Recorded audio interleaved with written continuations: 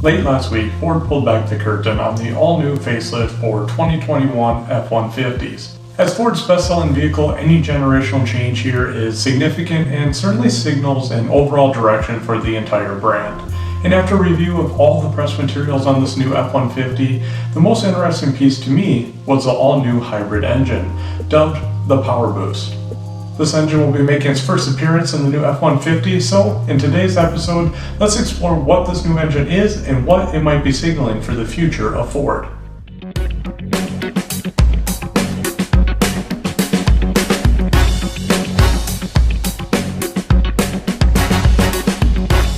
By now you are all probably familiar with Ford's branding of ecoboost for its turbocharged engines, with the main marketing being that a turbocharged 4-cylinder can do the work of a V6 will be more efficient. Similarly, the twin-turbo V6 from the 3.5 ecoboost found in the current F-150 was supposed to be able to do the work of a V8 while also offering more efficiency. Now we can spend hours debating the pros and cons of these engines, but let's save that for another time. The PowerBoost, however, represents Ford's next generation along the line of ecoboost thinking. As you may or may not know, the line ultimately ends with the full electric variants of Ford vehicles being offered on the market. But for now, we're taking the next step and looking at a full hybrid system.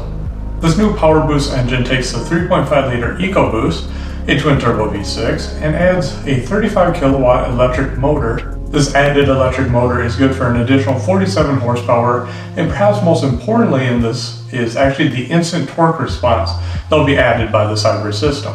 So let's dive in right away and talk about the performance characteristics of this new engine. At its core is what Ford quotes as the proven EcoBoost engine, which seems to suggest minimal to no changes to the second generation 3.5-liter EcoBoost that's currently available.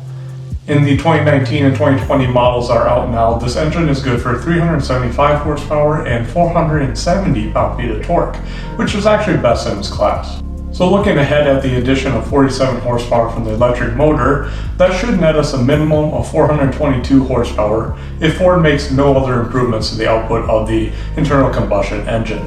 So 422 is really the best prediction at this point until Ford finalizes the output of the production engines and publicizes that figure. Unfortunately, Ford did not release how much torque this electric hybrid system produces, but they did talk a lot about the instant torque response of electric motors and how that can be a great benefit to a pickup truck in particular, like the F-150, helping provide a more responsive drive even when towing. This highly responsive electric engine also can help mask any turbo lag that would be found in the lower RPM range of a turbocharged engine. To power this electric motor, Ford designed a 1.5 kilowatt-hour lithium-ion battery pack that is recharged by regenerative braking. Accompanying all this technology is the 10-speed automatic transmission from the current generation, which in my opinion is a very good pick for this engine setup. The 10-speed has proved itself to be versatile and have great performance in many applications so far, and I'm actually quite excited to see it here again. The biggest shortcoming here is most likely the fear of higher mileage units and over time what may happen to the transmission and the associated cost of repairing a transmission like this. But overall it is a very solid transmission so far and it really has great performance.